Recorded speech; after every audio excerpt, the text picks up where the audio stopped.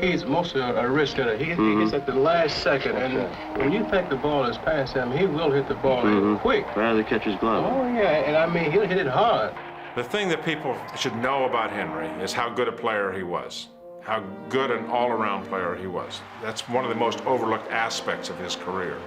One of the things that all good hitters have to deal with is people say, oh, he was just gifted. He wasn't just gifted. He worked and worked and worked to get where he was. I studied the game very much.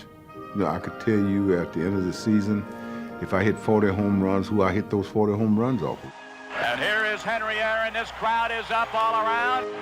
He's sitting on 714. How would Henry Aaron describe Henry Aaron's 715th home run?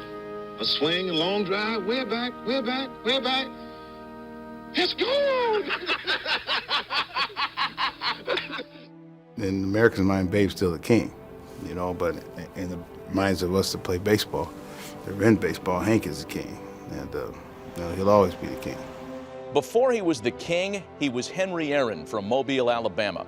Alongside his 7 siblings, Henry grew up in a segregated neighborhood, often at the center of racial tension. I remember many times, you know, as a little boy growing up, that the Ku Klux Klan would come marching down the street for no reason at all. My mother would tell me, said, son, go hide under the bed.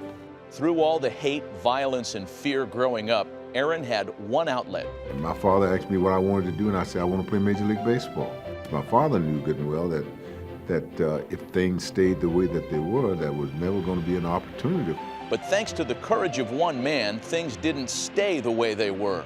In 1947, when Aaron was 13 years old, Jackie Robinson broke the color barrier. A year later, Aaron told his father he'd be in the big leagues before he retired, a prophecy he would eventually fulfill. Henry would begin his journey in 1952, quitting high school to join the Indianapolis Clowns of the Negro Leagues. I didn't have much to carry. I had a suitcase with 1 pair of pants in it. That's number one. And I had $2 in my pocket, so I had to make sure that I spent it very wisely. The Milwaukee Braves spent their money wisely, purchasing Aaron from the Clowns for $10,000. In 1953, he played for the Braves' minor league affiliate in Jacksonville, one of the first integrated teams in the Southern League. We were not able to stay with our teammates. We wasn't able to change clothes in some of the ballparks with our teammates. You realized that they were not right, but by the same token, you felt like you had to do them in order to make things better for someone else who was coming behind. The backdrop of social injustice did not deter Aaron from excelling on the field. He won the league MVP award, earning him an invite to Braves spring training the following year. That spring, all Hank wanted was a fair shot. Just given the chance to do the same thing that they were afforded the freedom to do, then if I fail, then you can let me go, but just give me the opportunity. Aaron was given that opportunity on March 14th when he cracked the starting lineup after outfielder Bobby Thompson broke his ankle the previous day.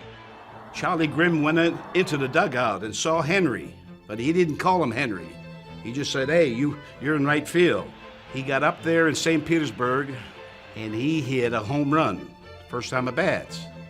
Now, what do you think he did the second time? Another home run. It was a break, no question about it. You know, I was in the right place at the right time. After that break, Aaron never looked back. He was selected to the All-Star game in 1955 and 56 and followed those campaigns with one of the most prolific seasons in his 23-year career. What are you hoping for in 1957? I hope I can gain the National League Batting Championship, and I also hope that I can hit 30 or more home runs and drive in 100 or more runs. Hank exceeded his own expectations in 57, batting .322 while hammering 44 home runs and driving in 132, en route to winning the MVP award. That was the year I honestly believed that he would have hit 400. He was getting at least 2 hits in almost every game. One hit that season Aaron would never forget would come on September 23rd in the 11th inning of a tie game with the Cardinals with a chance to clinch the pennant. The pitch to Henry Aaron, a swing and a drive back into center field, going back towards the wall. It's a home run. The Braves are the champions of the National League. I dreamed about that. I used to think about, well, wouldn't it be nice for you to hit a pennant clinching or tie-breaking home run and skip around the bases, you know? It was a tremendous moment for me. The blast propelled the Braves to a meeting with the defending champion Yankees in the Fall Classic, a stage to no one's surprise, Aaron excelled. Aaron rockets a terrific drive, 430 feet into the bullpen in left center. To that blast, third homer of the series for Aaron.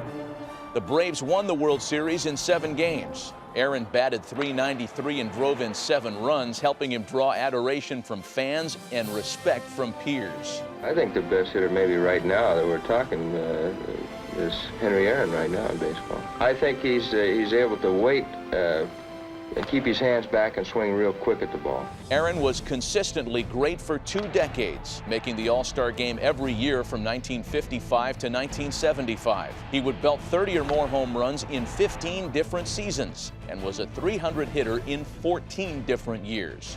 But for those who played with and against Hank, he was much more than a great slugger. A lot of things wasn't recognized that Aaron did because he did it with such ease. Think about how many hits he had. 3,700 and some odd hits, right? Close to 3,800. You take away the 755 home runs he hit, and he still got 3,000 hits.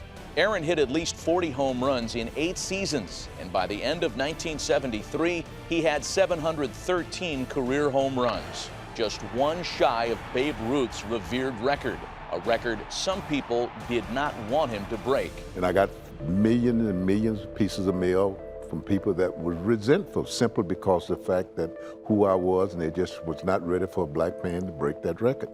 I mean, he showed us the hate mail, yeah. Some of it was nasty. Some of it was just way nasty. It wasn't all from the South either. It was from all over the country. Probably half of them was illegitimate, but one could be for real, and that would be the end. Through it all, Henry Aaron persevered. His pursuit of baseball's most cherished record continued, and on opening day of 1974, he took his place alongside Babe Ruth. 3-1 pitch. There's a drive into left field. That ball is going, and out of here. Henry Aaron has just tied Babe Ruth in the all-time home run parade.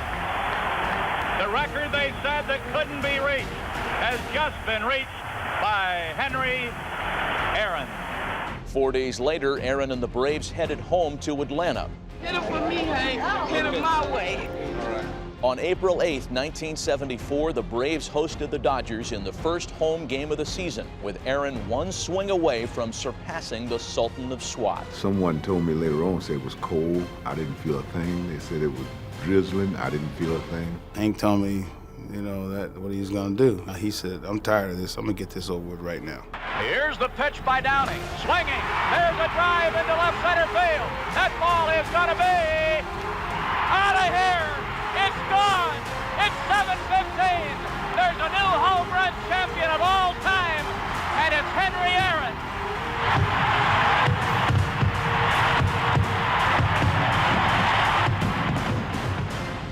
Thought about you come a long ways, baby. You know, I mean, it's from Mobile, Alabama, all the way to breaking one of the most prestigious records in baseball. You know, I feel very proud of myself. I don't know how my mother ever got out of the stand, but I guess she was bent on being out there, you know, which was fine with me, but she gave me the biggest, tightest hug I ever had in my life. I don't know how I got loose. He had tears on his cheek and tears in his eyes, and I remember being stunned. I said, Henry Aaron is crying. What a marvelous moment for baseball. What a marvelous moment for Atlanta and the state of Georgia. What a marvelous moment for the country and the world. A black man is getting a standing ovation in the Deep South for breaking a record of an all-time baseball idol. I just thank God it's all over with. Thank you very much. At the time he called it quits, Aaron was second all-time in runs and hits and had more home runs, RBIs, and total bases than anyone who ever played the game, a tribute to the remarkable quality and consistency of his career. The way to fame is like the way to heaven, through much tribulations. It had been for me, to quote a very popular song, a long and winding road. He was a pillar of strength, and if anybody, black, white, red, or technicolor has a problem, you can look at Henry Aaron and say, look at the strength he had. I think that people can look at me and say, you know, He was a great baseball player, but he was even a greater human being.